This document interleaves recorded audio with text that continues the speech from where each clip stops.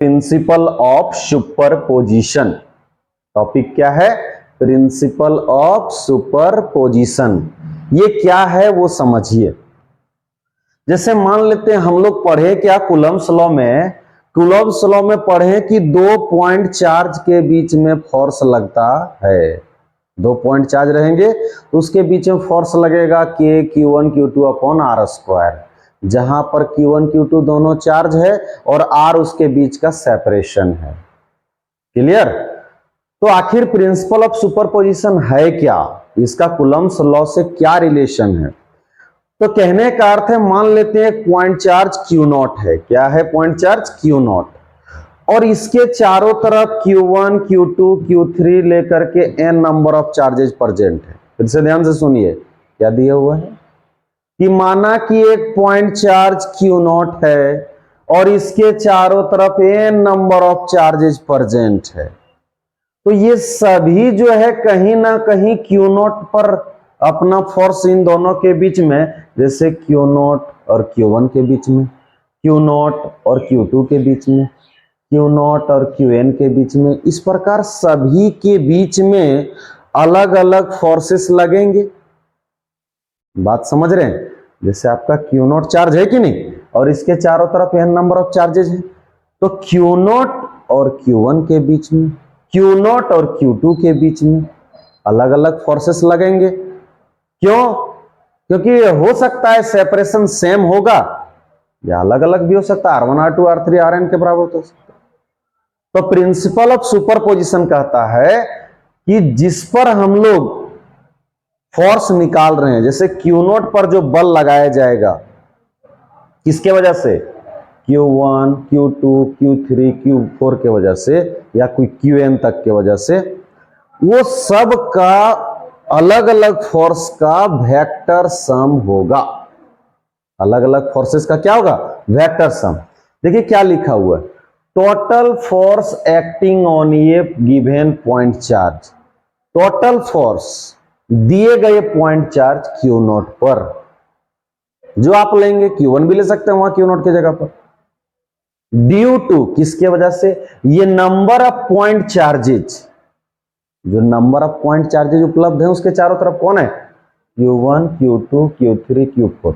फिर से देख लीजिए, टोटल फोर्स, जो टोटल फोर्स, टोटल जो बल लग रहा है ऑन ये गिवन पॉइंट चार्ज, दिए गए पॉइंट चार्ज पर, किसके वजह से, ड्यू टू ये नंबर ऑफ पॉइंट चार्जेज, जो अधिक संख्या में number of point charges present हैं, number of charges around it, मतलब उसके चारों तरफ जो प्रेजेंट है, इज द, वो होगा क्या, वेक्टर सम, मतलब जो टोटल फोर्स इस पर लगेगा वो वेक्टर सम होगा किसका, ऑफ द इंडिविजुअल फोर्सेस, वो अलग अलग फोर्सेस का, अलग अलग फोर्सेस कौन कौन, जो Q1 अप्लाई किया Q0 पर, Q2 अप्लाई किया Q0 पर, इन सभी का अलग अलग फोर्सेस के सम के बराबर होगा। Individual forces acting on that point charge, जो सब लगा रहे हैं किस पर, Q0 के ऊपर, जो आप लिए हैं चार्ज, ड्यू टू किसके वजह से, all other point charges, other point charge जो प्रेजेंट है Q1 Q2 Q3 की वजह से। तो आइए डिफिनेशन क्या बोला पहले यहां देखिए, हम लोग एक्सप्रेशन से समझते हैं। F बराबर जो टोटल फोर्स होगा वो किसके किसके बराबर होगा, F 0 1, 0 पर लगाया गया किसके द्वारा, 1 के द्वारा, 0 2, मतलब ये जो है बता रहा है कि 0 पर लगाया किसने, 1 ने, इसका बहुत बड़ा महत्व है एक्सप्रेशन में। 0 2, इसका मतलब क्या समझेंगे, 0 पर लगाया किसने, Q2 ने। इसी प्रकार से 0 3 होगा, इसी प्रकार से 0 4 होगा, और इस तरह से डॉट डॉट करते जाएंगे प्लस प्लस, तो n नंबर ऑफ चार्ज यदि रहेंगे तो 0n लिख देंगे। अब देखिए ज्यादा क्लियर हुआ, क्या क्लियर हुआ कि टोटल फोर्स जो दिए गए पॉइंट चार्ज पर लग रहा था वो किसके वेक्टर सम के बराबर है, किसके वेक्टर सम के बराबर है, सभी इंडिविजुअल फोर्सेस के वेक्टर सम के, इंडिविजुअल अलग अलग जो फोर्सेस हैं उनके वेक्टर सम के बराबर है। जो किस पर लगा रहे हैं, जो आप गिवन पॉइंट चार्ज लिए हैं। यहां आप क्या लिए हैं, यहां अभी Q0 लिए हैं। बोल सर यदि यहां पर Q1 लेते तो क्या होता, तो यहां हो जाता 1 0 1 2, क्योंकि 1 आप ले चुके हैं गिवन पॉइंट चार्ज में, तो यहां पर हम लोग लिख के देगा। जैसे मान लेते हैं अभी वहां पर Q0 को हटा करके, और हम लोग क्या करते हैं, इसको यहां पर हटा करके, और यदि हम लोग यहां Q1 कर दें, अब तो यहां पर Q0 ले लेते हैं। इसका मतलब यदि ऐसा कुछ हो तो क्या होगा, F जो होगा बराबर होगा, F किस पर लग रहा है फोर्स, 1 पर, लगाया कौन 0, किस पर लग रहा है फोर्स 1 पर, लगाया कौन 2। बोल मिस्टेक हो गया क्या, 1 1 नहीं होगा, 1 तो हम लोग गिवन पॉइंट चार्ज पर ले लिए।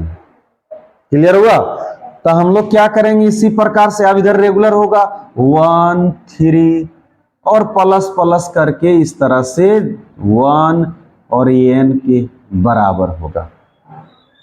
जैसे चलिए एक एग्जांपल से समझते हैं। जैसे क्लास में एक टीचर पढ़ा रहे हैं, तो सभी पॉइंट चार्ज बच्चे को हम पॉइंट चार्ज कंसीडर कर लेते हैं और टीचर को एक गिवन चार्ज कंसीडर करते हैं। तो सभी बच्चे यदि अलग अलग क्वेश्चन पूछेंगे, जब सभी बच्चे अलग अलग क्वेश्चन पूछेंगे तो टीचर के पास जो क्वेश्चन आएगा वो क्या होगा, तो सभी के अलग अलग जो फोर्सेस का सामना किए, अलग अलग जो क्वेश्चन का सामना किए, उन सभी का न सम होगा। तो उन बच्चों का सबसे कॉमन क्या होगा, टीचर। जैसे यहां यदि लिए थे तो यहां टीचर किसको हम कंसीडर करेंगे, 0 को, और बच्चे किनको कंसीडर करेंगे, 1 2 3 4 5। इसी तरह यदि 1 को हम यहां पर टीचर कंसीडर किए तो रिमेनिंग जो बचे वो सभी क्या हो गए, उन सभी को हम क्या बोलेंगे, तो उन सभी को हम लोग जो है 1 को छोड़ करके बाकी सबको बच्चे कंसीडर कर लीजिए। तो प्रिंसिपल ऑफ सुपरपोजिशन इजी है कि कोई भी यदि दिया गया पॉइंट चार्ज है और उसके चारों तरफ बहुत अधिक संख्या में चार्जेज मौजूद हैं, तो उस पर लगने वाला, दिए गए चार्ज पर जो लगने वाला टोटल फोर्स होगा वो इंडिविजुअल फोर्सेस के वेक्टर सम के बराबर होगा। और इसी को क्या कहते हैं, प्रिंसिपल ऑफ सुपरपोजिशन।